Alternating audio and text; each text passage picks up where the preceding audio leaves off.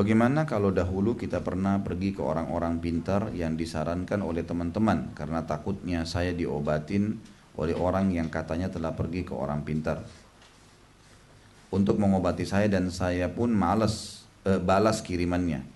Apakah dosa di masa lalu itu bisa diampuni? Apakah saya harus menghubungi orang pintar yang telah ya, memagari saya waktu itu dan meminta orang pintar itu untuk membatalkan apa yang telah dikirimkan orang pintar itu, atau alias dukun sekarang yang saya fahamin? Tentu saja ini perbuatan syirik, nggak boleh. Meminta tolong kepada dukun-dukun tersebut syirik, nggak boleh. Dan ini dosa besar, nggak boleh sama sekali. Harus ditinggalkan.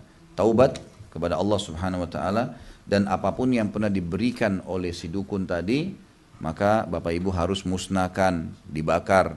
Ya, dibakar semua itu, jangan ada di rumah, apapun sifatnya, semahal apapun harganya. Gitu kan?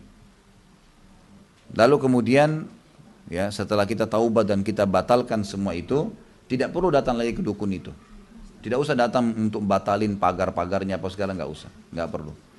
Bakar buhulnya, niat taubat kepada Allah Subhanahu Wa Taala. Kalau ada tanda-tanda kita terganggu, misal terganggunya mimpi buruk, misal seperti orang kalau kena sihir atau pernah ke dukun nih, biasanya mereka pada saat membatalkan sihir itu dengan membakar buhul-buhul, nanti dia mimpi dukunnya datang marah lah sama dia, atau ada syaitan yang ngamuk sama dia, atau dia tertimpa ini. Itu ruqyah saja.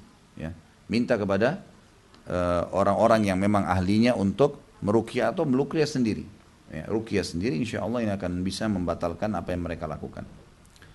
Apakah saya harus keluar dari, apakah saya telah keluar dari Islam mungkin ya? Dan haruskah ulang syahadat? Kalau orang datang ke dukun saja, itu tidak batal Islamnya, tapi tidak diterima sholatnya. Ya, tidak diterima sholatnya 40 hari. Tapi kalau ibu ikutin dan bapak ikutin dengan keyakinan memang dukun ini hebat, memang dia mampu, memang dia ini perbuatan syirik, ini harus syahadat lagi. Karena kata Nabi SAW dalam hadis, dua buah hadis, siapa yang datang kepada dukun, peramal, penyamun, penyihir, dan yang sejenisnya itu, gitu kan?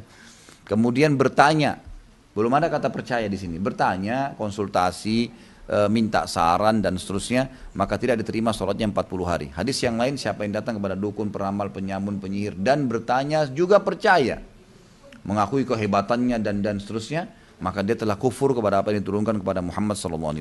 Ulama mengatakan kalau poin kedua, dia harus syahadat lagi.